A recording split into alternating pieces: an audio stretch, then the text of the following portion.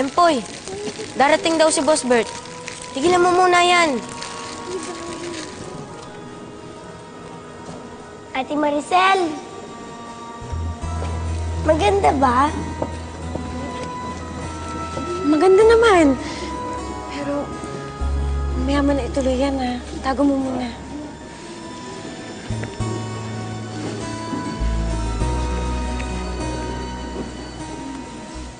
Ayan! Diba? Huling-huli sa akto, Boss Bert. Naglalaro habang nagtatrabaho. Okay, bata. Ano akala mo? Nasa playground ka?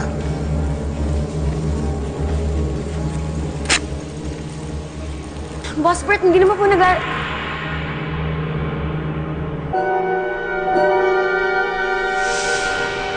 kayo siya yung tatay mo?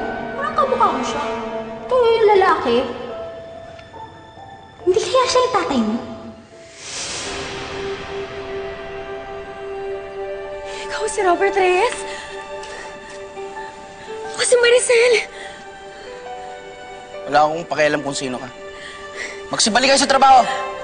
Dapat makilala mo ako. Ako po yung anak niyo. Ikaw yung tatay ko.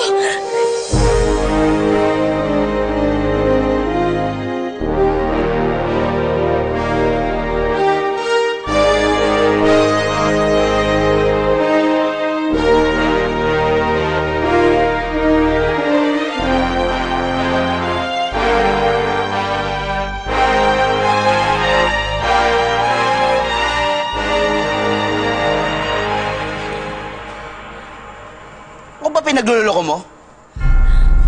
Anak niyo po ako ni Julia. Napunta lang ako kay Mama Gordon nung namatay na siya. Maniwala ka sa akin. Anak niyo po ako. Wow! Astig! Tatay ni Ate Maricel ang big boss natin.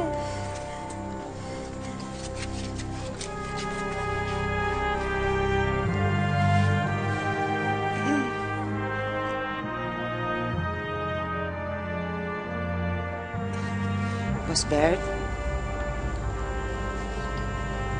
Boss? Anak niyo ho yan? Hindi ko anak yan. Ilayin nyo nga sa harapan ko to. Yes, sir. Sandali lang ito yung sinasabi ko!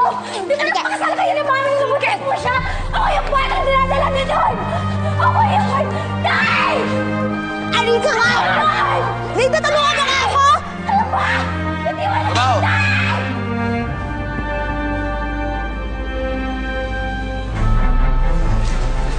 Ano yung Bimbo? Ano yung importante sasabihin mo?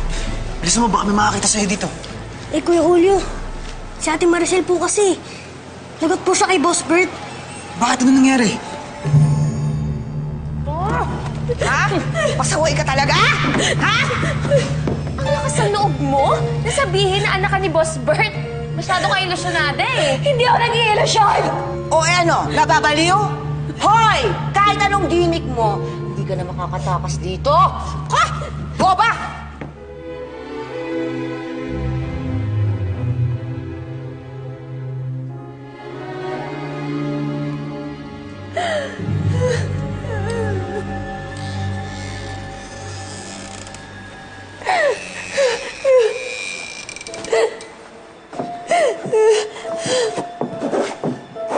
Maricel,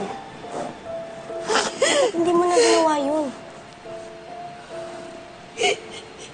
Natakot ka na kay Boss Bert. Masama siya. Tatay ko pa rin siya.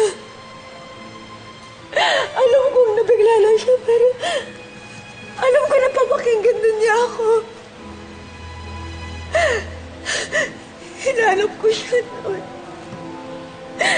Hindi ko akalain na dito pa kami magkikita.